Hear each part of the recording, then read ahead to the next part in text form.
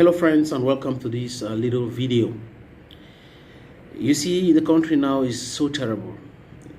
People used to think it's only the crisis the Anglophones are going over, or serious havoc is only there.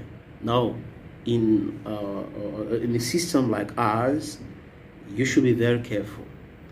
We should be very coherent and know the things these people are doing to X, they can do it to Y. And then support people who are in difficulties.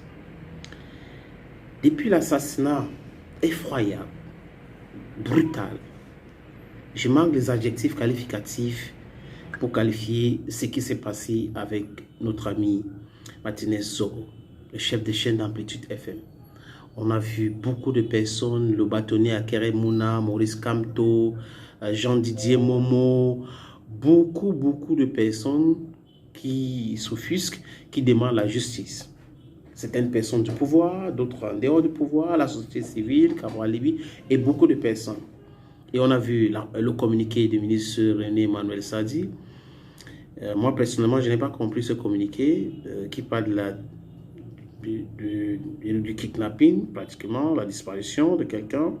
Et après, donner des leçons de déontologie en termes de crise. On a un problème, peut-être que le ministre n'avait pas d'informations que lui il avait été déjà assassiné le mardi soir, le jour où on a même arrêté. Bon, d'ailleurs, considérons qu'il n'était pas au courant. Le ministre a fait le déplacement pour Amplitude FM, pour discuter avec les collaborateurs de Martinez Zogo, pour les mettre en confiance, pour les dire vraiment vous serez protégés, les journalistes seront protégés.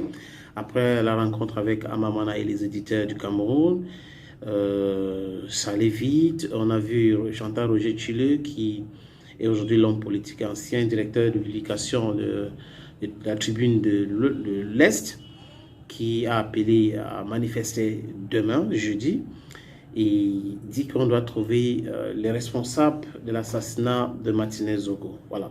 L'histoire des Mercedes noirs, cagulés et autres, les images, je crois qu'on peut trouver ces gens-là. Et le ministre réaffirme que le gouvernement est en train de tout faire.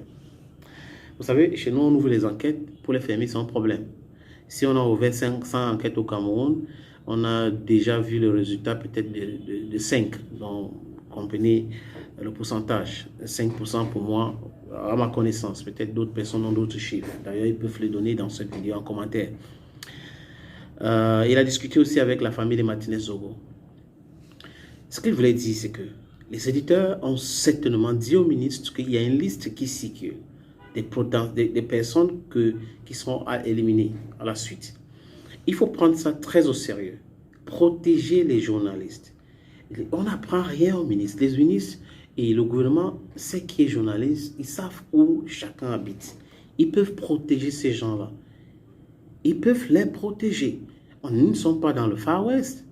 Si vous demandez aux gens de parler, franchement, je parle de la liberté d'expression maintenant. La liberté de la presse, c'est tout autre chose. C'est leur métier, ils peuvent faire leur travail et tout. Mais protégez-le. Ne les laissez pas en pâture comme ça. Vous, je ne sais pas, Reporters sans frontières fait un classement, le Cameroun est très mal noté en termes de liberté de presse. Ce n'est pas normal. Ce n'est pas normal que des gens qui spolient l'économie du pays ont plus du pouvoir que ceux-là qui lancent la lettre pour dire attention, regardez ce qui est en train de se passer là. Telle ou telle autre personne est en train de faire telle ou telle chose. Certainement avec des preuves, certainement des preuves données par X ou Y. Bon, l'ami, on doit les protéger. Les lanceurs d'alerte ailleurs sont protégés. Vous dites que par dénonciation simple, un procureur de la République peut se saisir d'un dossier. Mais au Cameroun, ce n'est pas le cas. Pourquoi est-ce que ça s'explique comment? Ça s'explique comment que ce n'est pas le cas au Cameroun? Comment pouvez-vous expliquer cet état de choses? Moi, je n'arrive pas à comprendre jusqu'à présent. Et c'est quand même, ça fait peur, ça fait froid dans le dos, mais seulement c'est le métier que beaucoup de gens ont choisi, que nous avons choisi. Et je veux dire, le message que certaines de ces personnes passaient, attention, laissez-nous manger, ne dites pas un mot, Hein? Laissez-nous manger. Si vous avez des problèmes, appelez-nous, on va vous envoyer les miettes et tout. Mais l'intérêt général doit primer sur l'intérêt personnel. Vous voyez un peu ce que je veux dire? Parce que quand vous mangez seul, quand vous prenez des milliards, mais c'est de la méchanceté, comme avait dit Calix Beyala. Vous prenez des milliards, vous amassez ces fortunes-là, c'est pour faire quoi avec? C'est pour faire quoi avec? Ces milliards et milliards et milliards. Vous pouvez faire quoi avec ces milliards-là toutes seules? Les gens doivent vivre. Arrêtez d'être égoïste. Il faut passer à autre chose. Tout le monde aujourd'hui demande la justice pour Wazizi, la justice pour Pépin Ngota, la justice pour des journalistes embastillés, des journalistes assassinés.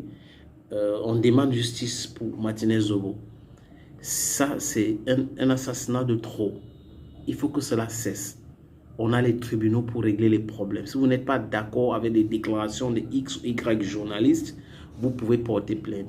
Et les tribunaux vont régler cette affaire. Les amis, à très bientôt sur cette plateforme. Merci d'avoir suivi cette autre vidéo. Abonnez-vous, partagez et commentez. Thank you for now. Bye bye.